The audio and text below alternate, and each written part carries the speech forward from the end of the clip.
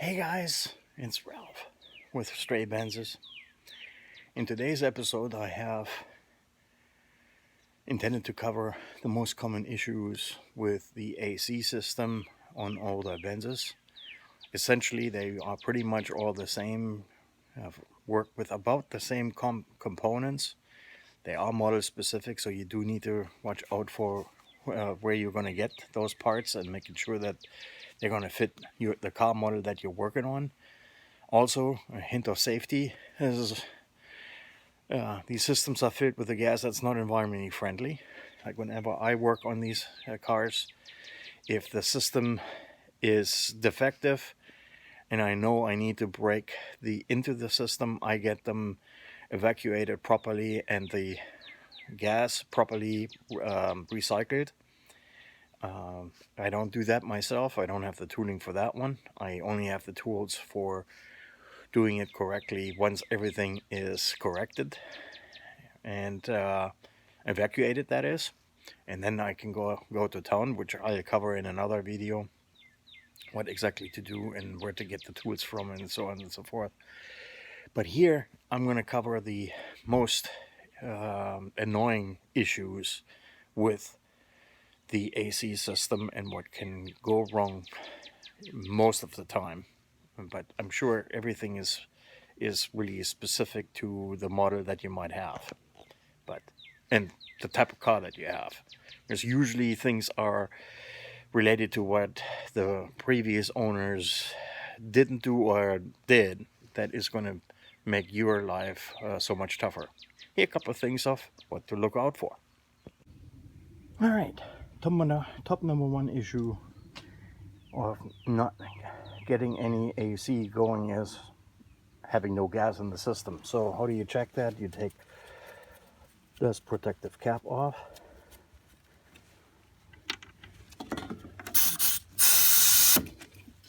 Connect your gauge, and here we are, a little overfilled, but overall this is really how you can easily double check that you have gas in it. Let's suppose you don't have gas in it, then, well, a couple of reasons for that. It could have been a malfunction, or this car didn't get used in ages, and eventually the gas will either completely disappear or at least be at a low pressure where the low pressure switch here is no longer allow for the compressor to come on.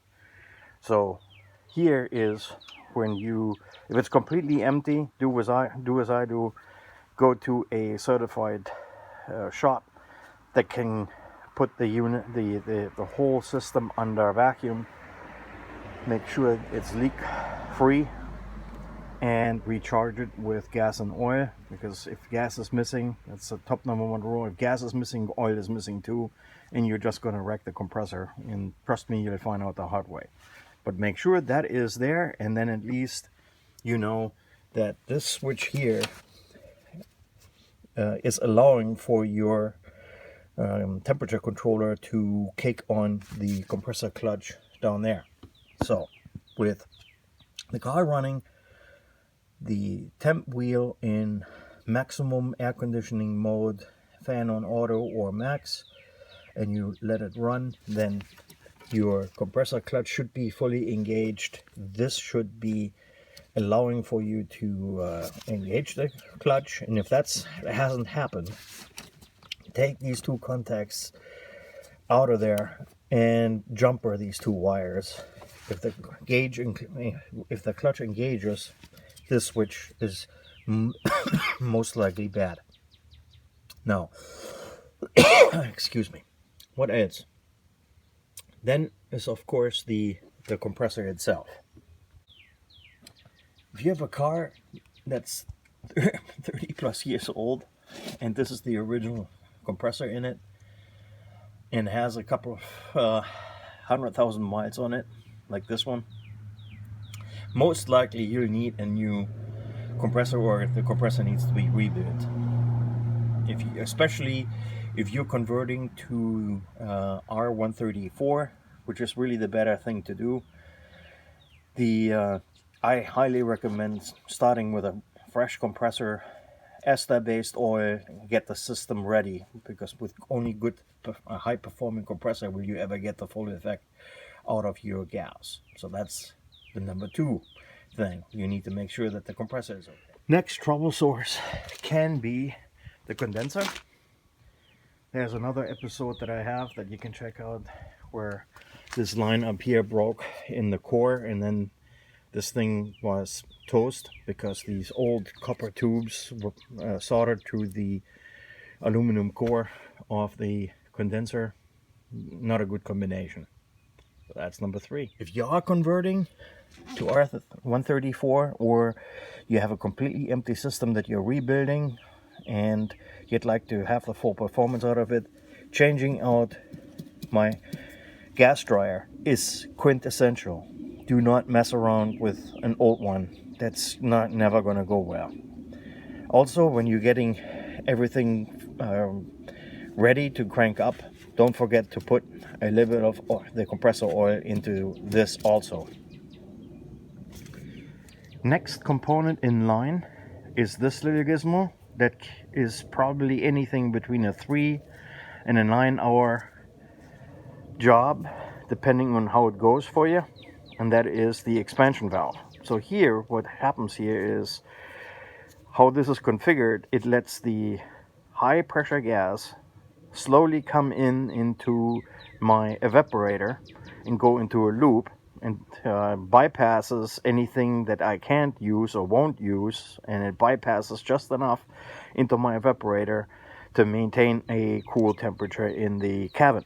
So what's the problem here? It doesn't seem like there's an awful lot that could leak, except these O-rings on these hose fittings here can be terrible. That's usually not where they leak.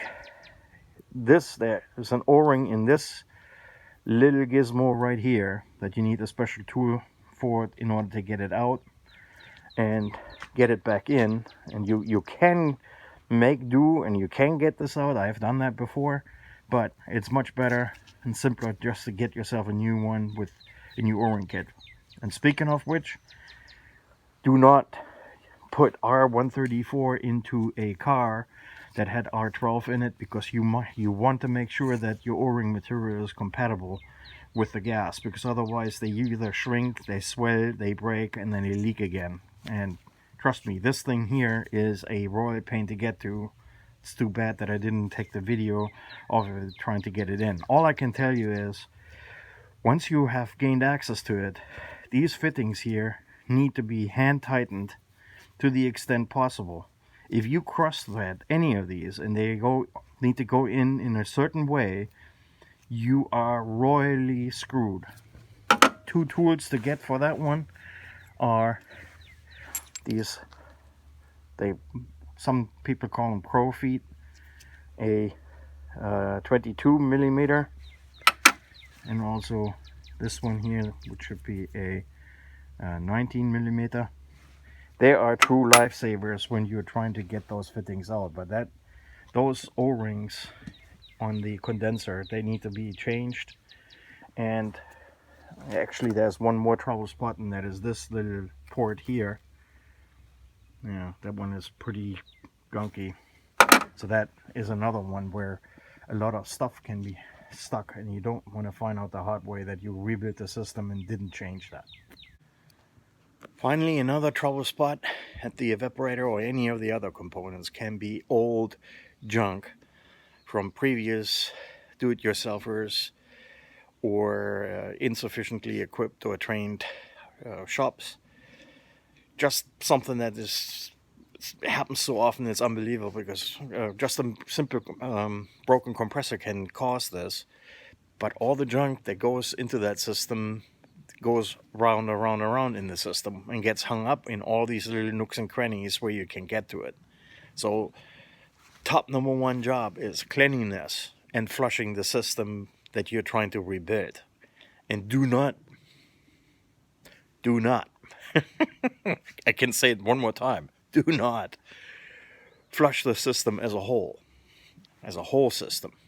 When you flush, go component by component, each component by itself, because it's amazing how much junk accumulates in this stuff. And if you if you lose velocity of the cleaning agent shooting through there, it's not going to work.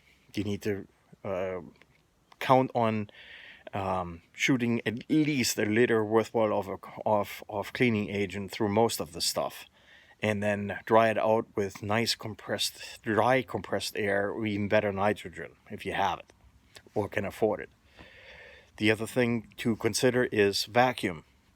Vacuum is your friend. They recommend put it on the system at maximum vacuum, close to 30 inches of mercury, so full vacuum, as long as possible, but most of them go for only half an hour. I usually do 1 hour before I let new gas back into my system. And then even 134 can finally get you a good solid cool temperature, because you need to get something in the low 40s at a minimum. Even like at a 70-degree day or something like that, you need to be able to get to those temps in the cabin. And with that, happy wrenching. Give me a thumbs up, subscribe, share it freely with others, and give me a couple of comments with regards to what else I can cover for you. Good luck and happy wrenching.